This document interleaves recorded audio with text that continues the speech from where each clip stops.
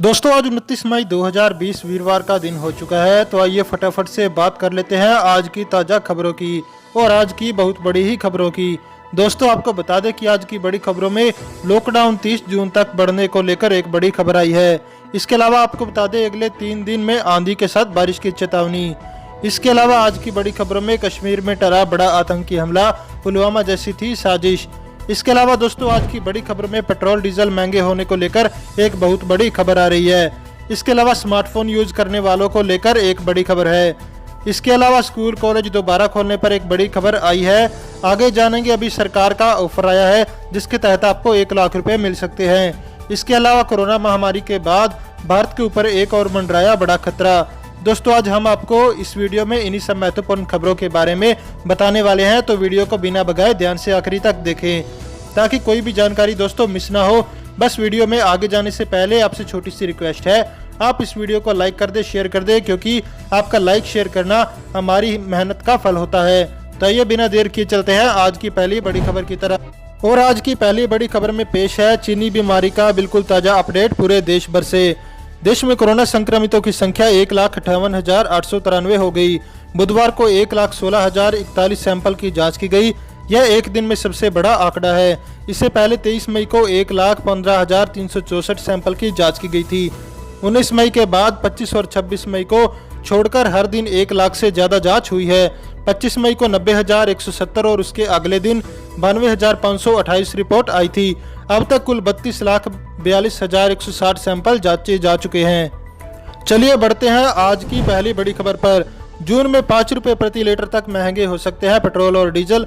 Lockdown के बाद कीमतों में रोजाना आधार पर बदलाव करेगी कंपनियां। लॉकडाउन खत्म होने के बाद जून में पेट्रोल डीजल की खुदरा कीमत में 5 रुपए तक की बढ़ोतरी हो सकती है। इसका कारण यह है कि सरकारी तेल विपणन कंपनियां लॉकडाउन के बाद फिर से ईंधन की कीमतों में रोजाना आधार पर बदलाव की योजना बना रही है। देश में कोरोना संक्रमण सामने आने के बाद लंबे समय से पेट्रोल डीजल की कीमतों में रोजाना आधार पर बदलाव नहीं हो रहा। आधिकारिक सूत्रों के मुताबिक पिछले सप्ताह सरकारी तेल विपणन कंपनियों ने एक बैठक की। इस बैठक में मौजूदा हालातों की समीक्षा की गई और लॉकडाउन के बाद रोजाना आधार पर ईंधन की कीमतें तय करने के लिए रोड मैप तैयार किया गया।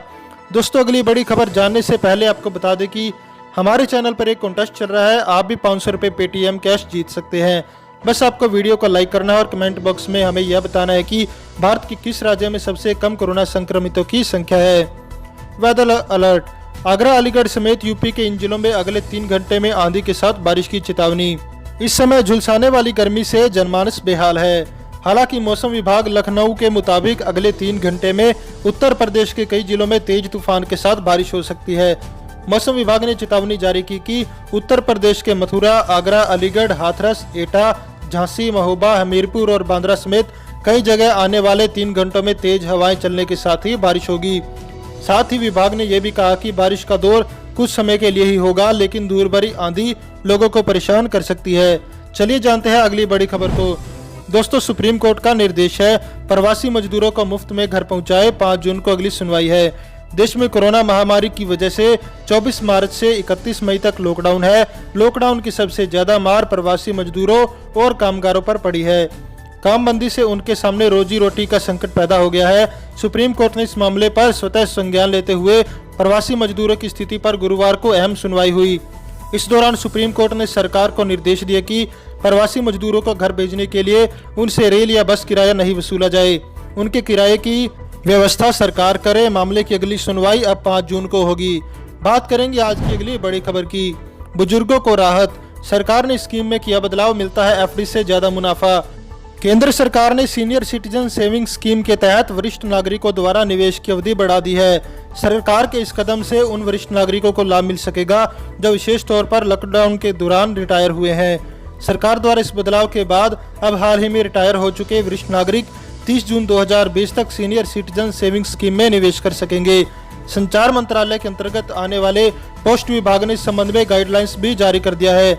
नियमों के मुताबिक रिटायर होने के 1 महीने के अंदर ही इस रिटायरमेंट फंड में निवेश करना होता है, लेकिन लॉकडाउन की अवधि को देखते हुए सरकार ने वरिष्ठ नागरिकों के हितों में यह फैसला लिया है। चलिए जानते हैं अगली बड़ी खबर की तरफ। कोरोना वायरस की दवाई खोजने के लिए बाबा रामदेव की पतंजलि भी उतरी मार्केट में, शुरू किया दवा का ट्रायल। पतंजलि के मैनेजिंग डायरेक्टर आचार्य बालकृष्ण ने कहा, हम यहाँ किसी इम्यूनिटी बूस्टर की बात नहीं कर रहे, यहाँ कोरोना के इलाज की बात हो रही है। उन्होंने बताया कि पिछले हफ्ते रेगुलेटरी मंजूरी मिलने के बाद कंपनी ने इंदौर और जयपुर में यह क्लिनिकल ट्रायल शुरू किया है। कोरोना के इलाज में अभी तक दुनिया की बड़ी फार्मा कंपनियों का नाम ही आ रहा था, जिसमें Gilead Sciences, Pfizer, Johnson and Johnson, Moderna, Inovio Pharma और गैलेक्सो स्मिथ क्लाइन जैसी नाम शामिल है, जो कोरोना की दवा और वैक्सीन की खोज में जी जान से जुटी है। इन बड़ी कंपनियों की सूची में पतंजलि का नाम भी जुड़ना पतंजलि के लिए एक बड़ी उपलब्धि है। चलिए बढ़ते हैं अगली बड़ी खबर की तरफ। खुशखबरी दोस्तों, इन एयरलाइन कंपनियों ने कैंसिल हुई फ्लाइट का टिकट रिफंड देना किया शुरू। 25 मई से डोमेस्टिक फ्लाइट्स का आवागमन शुरू हुआ है। हालांकि इस दौरान कुछ राज्यों में मंजूरी नहीं मिलने के चलते बहुत सी फ्लाइट्स कैंसिल हो गई। इससे हवाई यात्रियों की परेशानी बढ़ने लगी। अब इंडिगो और एयर एशिया इंडिया ने रिफंड देना शुरू कर दिया है। एयरलाइन कंपनियों के इस फैसले से ट्रैवल एजेंट्स को राहत मिलेगी। अब वो अपने ग्राहकों को रिफंड जारी कर सकेंगे। EaseMyTrip.com के CEO निशांत पीटी ने कहा कि सभी यात्री जो क्रेडिट शेल की बजाय रिफंड चाहते हैं उन्हें रिफंड कर दिया जाएगा। चलिए जानते हैं दोस्तों अगली बड़ी खबर को। आसान किस्तों पर घर ले जाए मारुति की कारें, 1,899 रुपए की EMI। मारुति सुजुकी इंडिया ने गुरुवार को कहा कि उसने नई कार खरीदने वालों के लिए आसान शर्तों पर लोन योजनाओं की पेशकश करने के लिए HDFC बैंक लिमिटेड के साथ समझौता किया है। बता दें कि कंपनी इससे पहले एक नया बाई नाउ पे लेटर ऑफर लेकर आई थी। ऑफर के तहत इंस्टॉलमेंट पर मारुति की कार खरीदने वाले ग्राहकों को 2 महीने के लिए EMI स्थगन की सुविधा मिलेगी।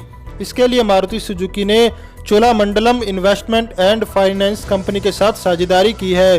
कंपनी का मकसद अपने ग्राहकों के लिए कार खरीदना आसान बनाना है। दोस्तों बढ़ते हैं आज की अगली खबर पर। 1 जून से बदलने वाले हैं रेलवे, राशन कार्ड और फ्लाइट से जुड़े ये 5 नियम। जानिए आप पर इसका क्या होगा असर। 1 जून से आपकी रोजमर्रा की जिंदगी से जुड़ी कई चीजें बदलने वाली है। इसमें रेलवे, बस, राशन कार्ड और एयरलाइन से जुड़े बदलाव शामिल है। इसमें कई चीजें आपके लिए लॉकडाउन के बाद शुरू हो रही है, तो कई चीजें सस्ती महंगी हो रही है। नंबर 1 पर चलेंगी 200 ट्रेनें। कोरोना वायरस के कारण लगे लॉकडाउन के चलते देश के अलग अलग हिस्सों में फंसे लोगों की राहत के लिए भारतीय रेलवे 1 जून से 200 अतिरिक्त ट्रेनें चला रहा है। महंगा हो सकता है पेट्रोल। लॉकडाउन 4.0 में तरह की ढील दी गई है। कई राज्यों ने पब्लिक और प्राइवेट ट्रांसपोर्ट को खोल दिया है, जिससे फ्यूल की मांग में इजाफा हुआ है। अप्रैल में लॉकडाउन के कारण पूरे देश में पब्लिक और प्राइवेट ट्रांसपोर्ट पर पाबंदी के कारण फ्यूल की मांग में रिकॉर्ड गिरावट दर्ज की गई। 1 जून से चलेगी उत्तर प्रदेश रोडवेज।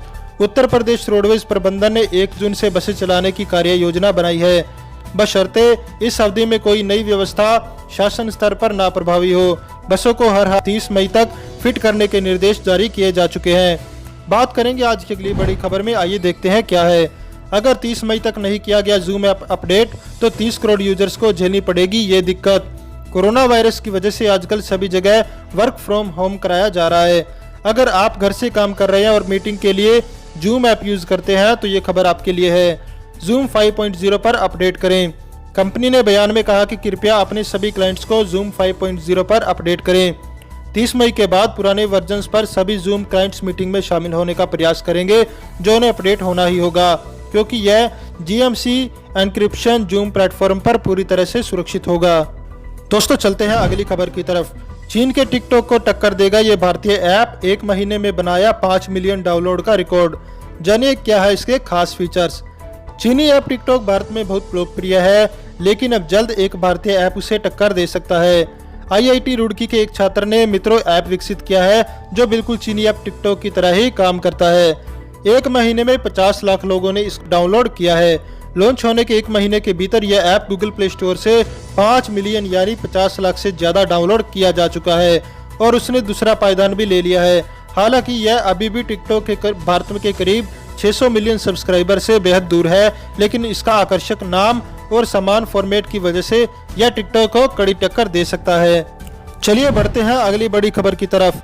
फेसबुक ने लॉन्च किया कैचअप ऐप। एक साथ 8 लोगों से कर सकते हैं बातें। सोशल मीडिया कंपनी फेसबुक ने कैचअप नामक एक और कॉलिंग एप्लीकेशन लॉन्च किया है। इस ऐप के जरिए एक बार में 8 यूजर्स ग्रुप में वीडियो कॉल कर सकते हैं। कैचअप ऐप को फेसबुक की नई प्रोडक्ट एक्सपेरिमेंट टीम ने बनाया है। इस ऐप की खासियत है कि यह यूजर्स को पहले ही जानकारी दे देता है कि अन्य यूजर्स वीडियो कॉल के लिए उपलब्ध है या नहीं। साथ ही इस ऐप में लॉगिन करने के लिए फेसबुक अकाउंट की जरूरत नहीं पड़ेगी। इसके अलावा यह ऐप यूजर्स को कॉल्स मर्ज करने की सुविधा प्रदान करता है। चलिए जानते हैं अगली बड़ी खबर क्या है। यूरोपियन यूनियन के देशों में बैन की कोरोना के इलाज में मलेरिया की दवा का इस्तेमाल। यूरोपियन यूनियन की सरकारों ने बुधवार को कोरोना वायरस के इलाज में इस्तेमाल हो रहे एंटी मलेरिया की दवाई हाइड्रोक्सी क्लोरोक्वीन को बैन कर दिया है। इसके साथ ही इस दवा को लेकर दूसरा ग्लोबल ट्रायल भी रोक दिया गया है। इस दवा के इस्तेमाल को अमेरिकी राष्ट्रपति डोनाल्ड ट्रंप ने काफी प्रोत्साहित किया था। कोरोना के इलाज में इस दवा के इस्तेमाल के उनकी उम्मीदों को भी झटका दिया है। दोस्तों, इस वीडियो को लेकर आपका क्या कहना है, हमें कमेंट करके जरूर बताएं। वीडियो को लाइक करें और चैनल को सब्सक्राइब करके घंटी के बटन को जरूर दबाएं। साथ ही साथ दोस्तों, अपने मित्रों के साथ इस वीडियो को ज़्यादा से ज़्यादा शेयर करें। जय हिंद।